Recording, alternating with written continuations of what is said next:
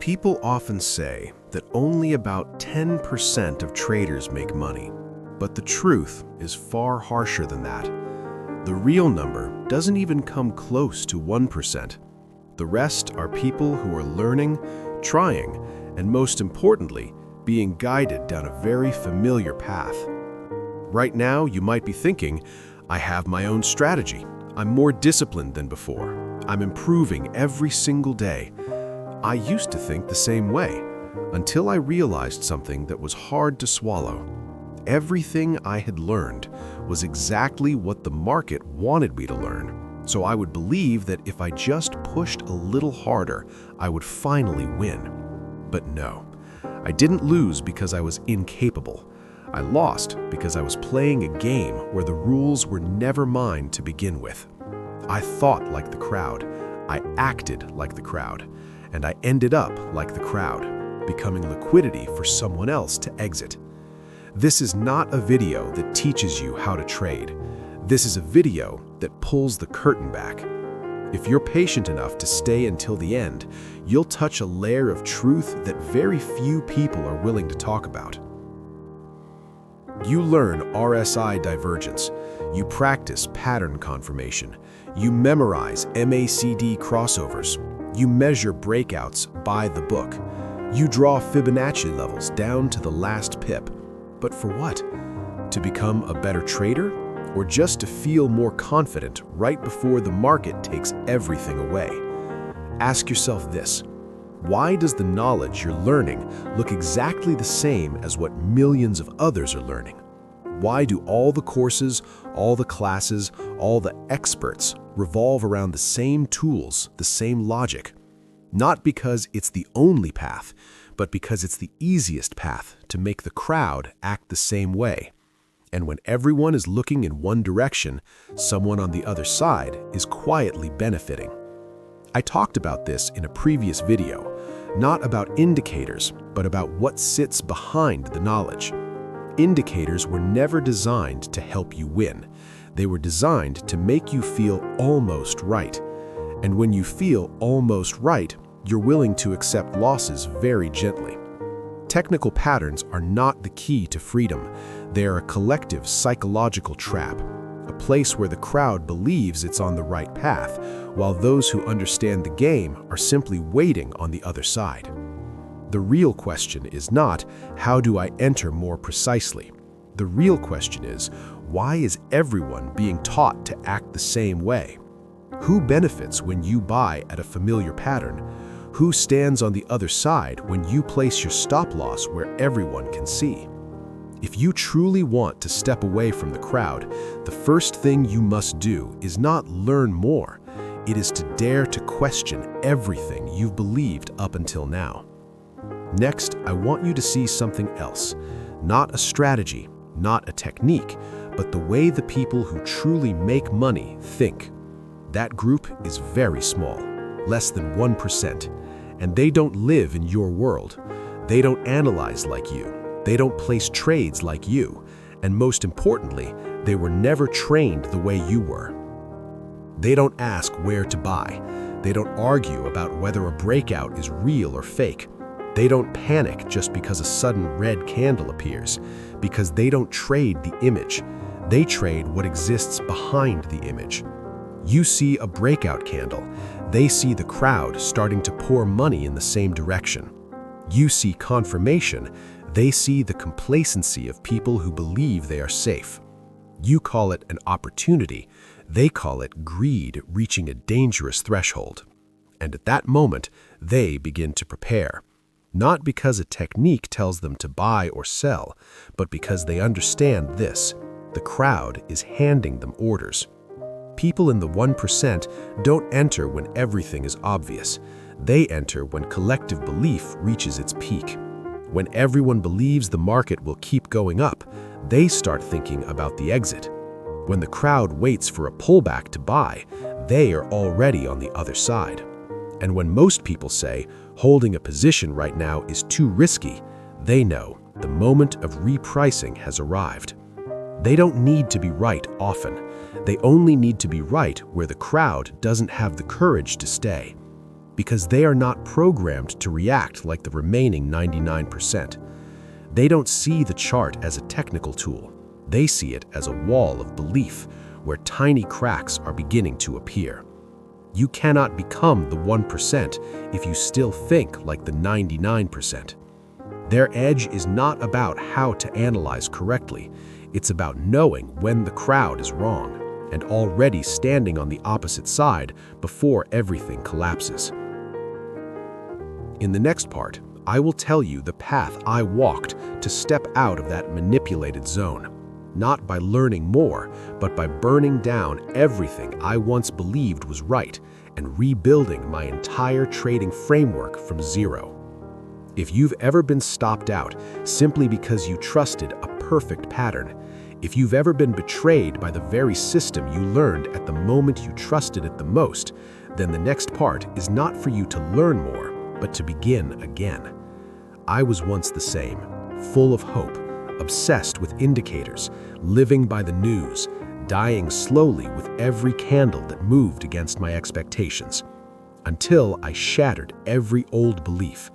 I stepped onto a path with no technical spotlights, only the traces of those who had already been swallowed by the market. That path is not loud, not merciful, but unmistakably clear, cold like a blade touching bare skin. The first thing I did was remove indicators and begin observing price reactions. I stopped asking whether RSI was overbought or oversold. I started asking, why did the news come out and price didn't react? The moment you stop seeing charts as drawings and start seeing them as expressions of collective emotion, that is the first time your eyes truly open. And the next step is not finding an entry, it is finding where others are being trapped. Price doesn't rise because someone suddenly buys more aggressively. It rises because weak sellers have just been forced out of the game. The 1% don't trade on pure logic.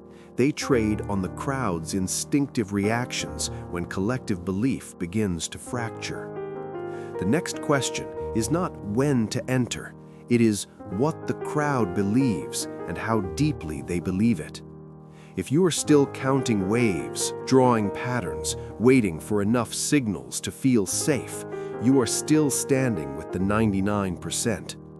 I began asking myself, if everyone believes price will keep rising, who will be the final buyer? And when there are no new buyers left, the market has only one exit: to turn back. The next step is not hope, it is holding a position because you understand where you stand in the bigger picture. I never hold on to losing trades. When money flow leaves, I leave with it, no negotiation. But when every sign tells me I'm on the right side, I hold until the end. Not because I'm stubborn, but because I've already seen the ending before the battle begins. The 1% don't look for shortcuts. They walk the right path, even when that path is empty, rough, and offers no applause. They understand that the market doesn't reward the impatient, but those patient enough to see through the fog of collective emotion. When I started stepping away from the crowd, I didn't become better, I became quieter. No euphoria when I win, no panic when I lose. I observe, not the market, but my own reactions to uncertainty. And I realized something uncomfortable. The most dangerous trap isn't an indicator, isn't sudden news. It's the moment you believe you finally understood the market. The instant you think you're in control, you step into a subtler trap, deeper and far harder to recognize. The 1% don't try to control the market. They learn to control themselves. They don't win with tools, they win with inner stillness. I used to lose because I reacted exactly like everyone else. Green candles, I bought. Red candles, I cut. Good news, excitement. Bad news, fear. Not anymore. Now I look at expectation gaps. I measure how extreme the crowd's belief has become, and I act only when I'm certain of one thing. That belief is about to betray the people who hold it. I don't chase profit. I wait for the weakest psychological moment to strike, and I step away the moment the crowd begins to think like me. Because the 1% never stay once the market becomes predictable. They disappear quietly, preparing for the next appearance. If you've made it this far, you may be starting to understand. The market is not a place to make money, it is a place to measure the depth of yourself. In the next part, I'll speak about the most important thing of all, how to hold this mindset when the market turns chaotic and the roar of the crowd starts pulling at your hands. Not to win, but to survive as a clear mind in the middle of madness. If you're still here with me, I'll tell you something you won't find in books, not in courses, and never in those noisy live streams. Trading is not a skill, it is a state. The market doesn't need you to win every trade. It only needs you to stay alive long enough, clear enough, to tell the difference between a real signal and the screaming of people in panic. When the market turns chaotic, you don't lack tools, you lack an inner anchor. When everything shakes at once, the most dangerous moment is not price moving against you, but the moment you begin to doubt yourself while the larger picture hasn't changed at all. What I call inner discipline doesn't live inside indicators. It lives in the ability to stand firm while around you are the cheers of premature winners and the cries of those about to be erased. Inner discipline won't make you right every time, but it keeps you from disappearing when the market starts looking for someone to pay. Those who survive the longest aren't better, they're slower, quieter, and they see deeper. They act when the crowd has stopped thinking, and they step away the moment the crowd becomes euphoric. You ask me, when should I enter a trade? I answer, when the noise is so loud it completely drowns out reason. You ask, when should I hold? When doubt appears inside you, but the core arguments remain unbroken. You ask, when should I exit? The very moment the crowd begins to agree with you. Remember this if you want to last longer than a single cycle. The market doesn't pay the smartest person, it pays the one who doesn't betray himself.